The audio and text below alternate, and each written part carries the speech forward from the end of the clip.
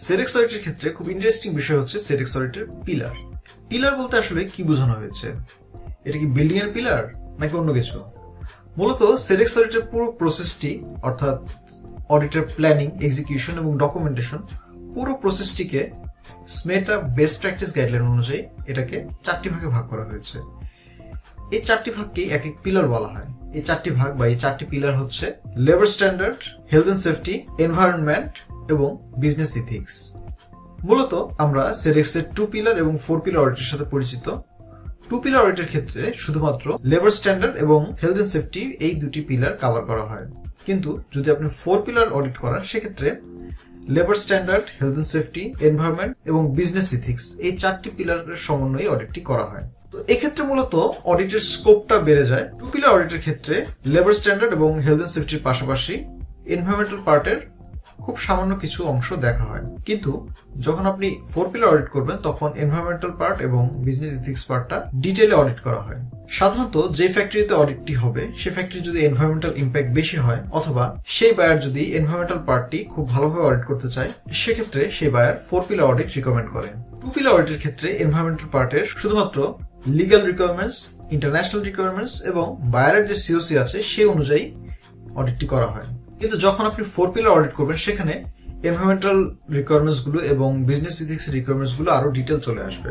তবে মজার বিষয় হচ্ছে আপনি 4 পিলার অডিট করলেও লিগ্যাল রিকোয়ারমেন্টস এবং বায়ারের সিওসি অনুযায়ী যে রিকোয়ারমেন্টস গুলোর ইস্যু রেজ করা হবে সেগুলো এনসি হিসেবে রেজ করা হবে, আর অন্যান্য যে ইস্যুগুলো রেজ করা হবে সেগুলো অবজারভেশন হিসেবে রেজ করা হবে।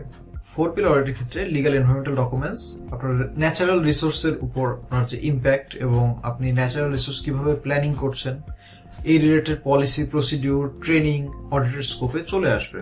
এবং বিজনেস ইথিক্স এর ক্ষেত্রেও আপনার ফ্যাক্টরির business practice, ethical behaviour, training, policy, procedure এই সবকিছু অডিটের স্কোপে চলে আসবে।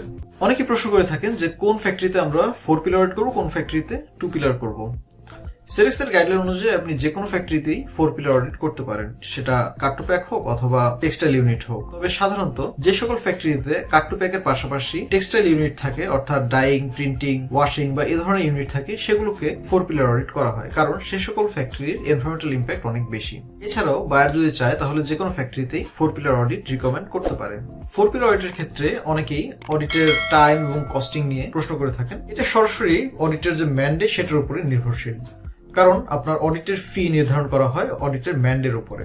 যেমন ধরুন সেডেক্স এর 2 পিলার অডিটের ক্ষেত্রে আপনার ফ্যাক্টরিতে যদি 100 জন ওয়ার্কার থাকে সেক্ষেত্রে 1 ম্যান ডে অডিট, যদি 500 জন ওয়ার্কার থাকে সেক্ষেত্রে 2 ম্যান ডে অডিট, যদি 1000 পর্যন্ত ওয়ার্কার থাকে সেক্ষেত্রে 3 ম্যান ডে অডিট এবং যদি 2000 পর্যন্ত ওয়ার্কার থাকে সেক্ষেত্রে 4 ম্যান ডে অডিট হতে পারে।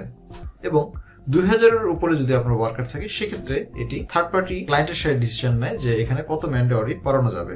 4 পিলার অডিটের ক্ষেত্রে সেডেক্স এর 2 পিলার অডিটের যে ম্যান্ডে রেট এবং ম্যান্ডে চার্জ আছে সেটার সাথে এডিশনাল 0.5 ম্যান্ডে অর্থাৎ হাফ ম্যান্ডে যোগ হয়। অর্থাৎ এই এডিশনাল এনভায়রনমেন্টাল যে পিলার এবং বিজনেস ইথিক্স এর পিলার এই জিনিসগুলো অডিট করার জন্য অডিটরকে হাফ ম্যান্ডে বেশি সময় দেওয়া হয়। এক্ষেত্রে এনভায়রনমেন্টাল পিলারের জন্য 0.25 ম্যান্ডে এবং বিজনেস ইথিক্স অডিটের জন্য অডিটর 0.25 ম্যান্ডে পেয়ে থাকেন। অর্থাৎ রেগুলার চার্জের সাথে শুধুমাত্র এই হাফ ম্যান্ডে চার্জ 4 পিলার অডিটের সাথে যুক্ত হবে।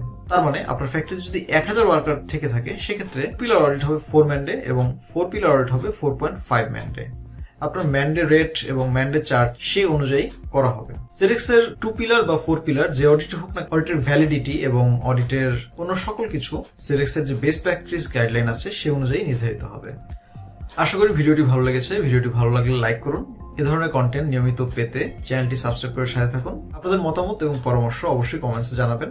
আপনাদের কমেন্টস আমাদেরকে অত্যন্ত উৎসাহিত করে। আর ভিডিওটি অবশ্যই আপনার বন্ধু-বান্ধব এবং কলিগদের সাথে শেয়ার করুন, কারণ আমরা সবাই মিলে যখন জানবো তখনই কমপ্লায়েন্সের বিষয়গুলো সহজেই ইমপ্লিমেন্ট করতে পারবো।